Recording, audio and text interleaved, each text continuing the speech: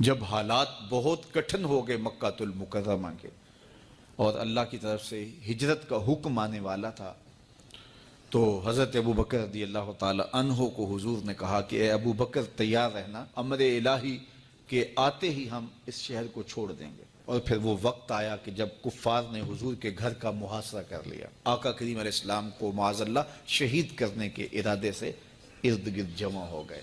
آقا کریم علیہ السلام نے ہاتھ میں خاک پکڑی اور سورہ یاسین پڑھتے ہوئے ان کی آنکھوں میں جھونکتے ہوئے حضور گزر گئے اور انہیں پتہ بھی نہ چلا، اور وہ مکان کا محاصرہ کیے ساری رات کھڑے رہے۔ صبح بستر سے حضرت علی المرتضیٰ اٹھے، اللہ اکبر، تو آقا کریم علیہ السلام نکل گئے اور حضرت ابو بکر صدیق کے گھر تشریف لے گئے۔ اب دروازے کو دستک دینے لگے تو آواز آئی، حضور میں حاضر ہوں۔ حضرت ابو بکر صدیق تیار کھڑے تھے، تو کہا ابو بکر تم تیار ہو؟ کہا حضور آپ نے کہا نہیں تھا کہ تیار رہنا، کبھی ہجرت کا حکم آ سکتا ہے، تو میں تو اس دن سے ہی تیار رہتا ہوں کہ کب حضور آئیں اور جو فرمائیں میں وہی کروں۔ اور پھر وہاں سے لے کے حضور کو وہاں تک گئے، اور جبل سور کی چوٹی پر وہ غار ہے، اللہ اکبر، اس غار میں جانے سے قبل حضور کو باہر بیٹھنے کا کہا، عرض کی حضور ذرا میں غار کے اندر کے ماحول کا جائزہ لے لوں۔ غار کے اندر اترے، پہلے اس کو صاف کیا غار کو، پھر دیکھا جگہ جگہ سوراخ تھے، تو اپنا امامہ پھاڑ کے قمیض اتار کے اس کے ٹکڑے کر کے ان سوراخوں میں کپڑا دے دیا۔ 2 سوراخ ایک روایت کے مطابق، اور ایک روایت کے مطابق 1 سوراخ بچ گیا، اس میں اپنی ایڑی رکھ دی، اور پھر آواز دی جان عالم اندر تشریف لائیے۔ تو آقا کریم علیہ السلام غار میں چلے گئے تو سیدنا صدیق اکبر رضی اللہ تعالی عنہ نے اپنی گود میں آپ کا سر رکھا اور حضور لیٹ گئے۔ اللہ اکبر، کیا منظر ہوگا! صدیق اکبر نے حضور کو دیکھا اور جی بھر کے دیکھا، اور ایسا دیکھا کہ کوئی اور شریک بھی نہیں تھا۔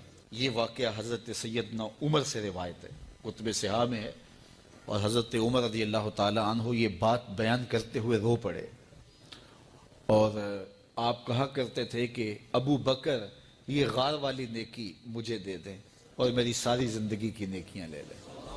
اللہ اکبر۔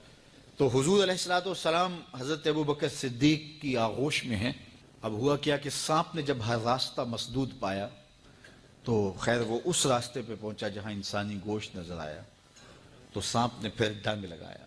سانپ کا ڈنگ اچانک، تو انسان تو کپ کپا کے رہ جاتا، اچانک تو چیونٹی کاٹ جائے تو انسان کپ کپا کے رہ جاتا ہے، چھپکلی گر جائے اچانک تو بندہ اپنے وجود کو جو ہے وہ متوازن نہیں رکھ پاتا۔ تو نیچے سے سانپ اور وہ ڈنگ لگا رہا ہے، لیکن لفظ سنیے، یہ حضرت عمر کی روایت ہے کہ حضرت سیدنا صدیق اکبر نے اپنی ٹانگ کو جنبش نہیں آنے دی، مخافت ان یتنبہ رسول اللہ، اس ڈر سے کہ کہیں حضور بیدار نہ ہو جائے۔ ساری توجہ ادھر رہی، بے اختیار آنکھوں سے آنسو ڈھلک پڑے، درد کی شدت اتنی تھی، اور آنسو گرے تو حضور کے رخسار پہ۔ آقا کریم بیدار ہو گئے۔ بیدار ہوتے ہی میرے حضور نے کہا، ما لک یا ابا بکر، ابو بکر کیا ہوا؟ تو یہ ہوتی ہے ہنگامی صورتحال۔ ہنگامی صورتحال میں کسی کو پکاریں یا کسی کو کوئی جواب دیں تو مروجہ آداب کی رعایت کے ساتھ جو لفظ بولے جاتے ہیں وہ ترک کرنے پڑتے ہیں۔ اس مائک میں کرنٹ تھا تو میں قریب ہونے لگا، تو آپ نے مجھے متنبہ کرنا تھا، تو میرے ساتھ آپ بہت پیار کرتے ہیں، بہت محبت کرتے ہیں، تو آپ نے اگر مجھے یہ بتانا ہو کہ اس میں کرنٹ ہے اور اگر آپ نے منہ قریب کر لیا تو آپ کو نقصان پہنچ سکتا ہے، تو میرے نام کے ساتھ 20 القاب لیں گے؟ آپ نہیں لیں گے، آپ جلدی جلدی جو ہے وہ مجھے کہیں گے جناب یہاں کرنٹ ہے، تو میں یہیں سے رک جاؤں گا۔ یہ تو ہے کہ آپ میرے لیے کر رہے ہیں، اور اپنے لیے کسی کو پکاریں تو پھر بھی یہی بات ہے۔ اللہ اکبر۔ اب حضور نے جب کہا نا ما لک یا ابا بکر، ابو بکر کیا ہوا، تو اب ہنگامی صورتحال تھی نا، تو فوراً کہتے لدغت تو، ڈسا گیا مجھے سانپ نے ڈس لیا، فوراً یہ کہتے نا۔ لیکن حضرت ابو بکر تیری محبت پہ قربان، کائنات میں آپ نے ایسا عاشق نہیں دیکھا ہوگا، سانپ ڈنگ پہ ڈنگ لگا رہا ہے اور ٹانگ شل ہو گئی ہے، زہر سرایت کر گیا ہے۔ حضرت ابو بکر نے جواب دیا، لدغت فداک امی و ابی یا رسول اللہ، حضور میری ماں بھی آپ کے قدموں پہ قربان، میرا باپ بھی آپ کی راہوں پہ نچھاور، مجھے سانپ نے ڈس لیا ہے۔ تو اس مشکل وقت کے اندر بھی ادب کا کرینہ نہیں چھوڑا۔ جب معراج کا واقعہ ہوا تو یہ بہت عجیب و غریب واقعہ تھا. تو آقا کریم نے جب اعلان کیا کہ بتایا کہ اللہ نے یوں مجھے خلوتوں میں بلایا، تو قریش نے سمجھا کہ اس سے بڑھ کر اور موقع کیا ملے گا پراپیگنڈے کا. تو کہا ابو بکر کوئی نئی بات سنی ہے؟ کہا تم سنا دو. کہا اگر کوئی کہے کہ رات کی مختصر تنہائی میں مسجد حرام سے مسجد اقصیٰ تک پہنچا ہوں، پھر وہاں سے واپس بھی آ گیا ہوں، تو بات ماننے میں آتی ہے؟ آپ نے برجستہ کہا بالکل ماننے میں نہیں آتی.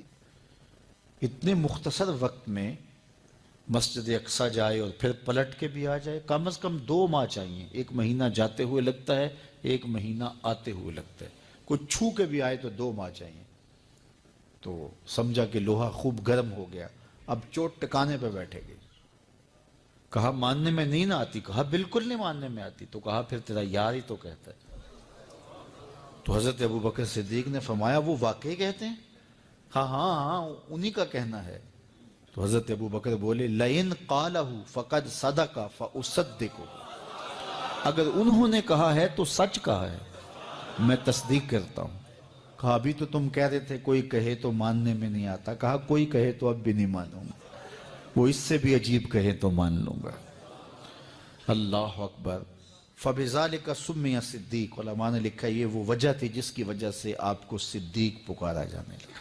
معراج کی تصدیق کی اور صدیق کہلائے. صدیق تصدیق سے بھی ہے، اور ساری زندگی آپ نے جھوٹ زبان پہ نہیں آنے دیا. آپ کی طبع میں جو صداقت رچی بسی تھی، بلکہ ایک مشکل وقت آیا آپ پر، وہ جب حضور علیہ السلام کو اللہ کا حکم ہوا اور ہجرت کر کے حضور مکہ سے مدینہ کی طرف عازم سفر ہوئے، تو حضرت سیدنا صدیق اکبر رضی اللہ تعالیٰ عنہ ساتھ تھے. مکہ المکرمہ سے جو مدینہ المنورہ ہے وہ شمال کی جانب ہے، اور غار ثور مکہ المکرمہ سے جنوب کی سمت ہے. تو آقا کریم علیہ السلام نے سفر کرنا تھا مدینہ شریف کا، تو شمال کی سمت نہیں گئے بلکہ وہاں سے سفر جنوب کی جانب کیا، اور پھر وہاں سے حضور جو ہے وہ 3 دن گزارنے کے بعد مدینہ المنورہ کی جانب روانہ ہوئے. یہ سارے ادھر ڈھونڈتے تھکتے رہے اور حضور وہاں آرام کرتے رہے. اور 3 دن کے بعد جب ڈھونڈ کے ان کو کچھ نہ ملا تو آقا کریم وہاں سے نکلے اور سیدھا مدینہ المنورہ کی جانب عازم سفر ہوئے. انہوں نے 100 سرخ اونٹ حضور کی گرفتاری کے لیے انعام رکھا ہوا تھا. تو مختلف قبائل کے لوگ حضور کو ڈھونڈنے کے لیے نکلے تھے کہ بہت بڑا انعام ہے، 100 سرخ اونٹ ملیں گے. ایسے لوگ بھی تلاش کر رہے تھے جو حضور کو جانتے نہیں تھے. تو راستے کے اندر حضرت ابو بکر صدیق سے کوئی شخص ملا اور اسے شک پڑا کہ جن کو میں ڈھونڈ رہا ہوں کہ وہ کہیں یہی نہ ہو. تو اس نے حضرت ابو بکر صدیق سے پوچھا آپ کا نام؟ تو انہوں نے کہا میرا نام عبداللہ ہے، ابو بکر ہوں. تو اس نے پھر حضور کا پوچھا. اب حضور کو وہ ڈھونڈ رہے ہیں. آج امتحان آیا نا، صدیق اکبر کی صداقت کا امتحان آ گیا اور عشق کا امتحان آ گیا. اگر کہیں یہ حضور ہیں تو عشق گوارا نہیں کرتا کہ یہ گرفتاری عمل میں آئے، اور اگر کہیں کہ یہ حضور نہیں ہیں تو ابو بکر صدیق کیسے رہیں گے؟ آج کل تو وہ سڑکیں بن گئی ہیں اور سائن لگے ہوئے ہیں، آپ اکیلے یہاں سے نکلیں تو جہاں جانا چاہیں خود جا سکتے ہیں. اس وقت تو پہاڑی راستے ہوتے تھے، یا تو لوگ قافلوں کے ساتھ چلتے تھے، اور اگر کسی کو ہنگامی طور پہ اکیلے جانا پڑتا تو وہ گائیڈ ساتھ لیتا جو راستے بتاتا. اس کو عربی میں ہادی کہتے ہیں، ہادی، رہنما، گائیڈ جو راستہ بتاتا. تو حضرت ابو بکر صدیق سے اس نے پوچھا یہ کون ہے آپ کے ساتھ؟ تو حضرت ابو بکر صدیق بولے ھذا ھادی یہدینی الی صراط المستقیم، یہ میرا ہادی ہے جو مجھے سیدھی راہ پہ چلا رہا ہے. تو وہ سمجھا یہ وہ والا ہادی ہے. لیکن حضرت ابو بکر صدیق دل و قلب و نگاہ کا مرشد قرار دے. جب حالات بہت کٹھن ہو گئے مکہ المکرمہ کے اور اللہ کی طرف سے ہجرت کا حکم آنے والا تھا، تو حضرت ابو بکر رضی اللہ تعالی عنہ کو حضور نے کہا کہ اے ابو بکر تیار رہنا، امر الہی کہ آتے ہی ہم اس شہر کو چھوڑ دیں گے۔ اور پھر وہ وقت آیا کہ جب کفار نے حضور کے گھر کا محاصرہ کر لیا، آقا کریم علیہ السلام کو معاذ اللہ شہید کرنے کے ارادے سے ارد گرد جمع ہو گئے۔ آقا کریم علیہ السلام نے ہاتھ میں خاک پکڑی اور سورہ یاسین پڑھتے ہوئے ان کی آنکھوں میں جھونکتے ہوئے حضور گزر گئے اور انہیں پتہ بھی نہ چلا، اور وہ مکان کا محاصرہ کیے ساری رات کھڑے رہے۔ صبح بستر سے حضرت علی المرتضیٰ اٹھے، اللہ اکبر۔ تو آقا کریم علیہ السلام نکل گئے اور حضرت ابوبکر صدیق کے گھر تشریف لے گئے۔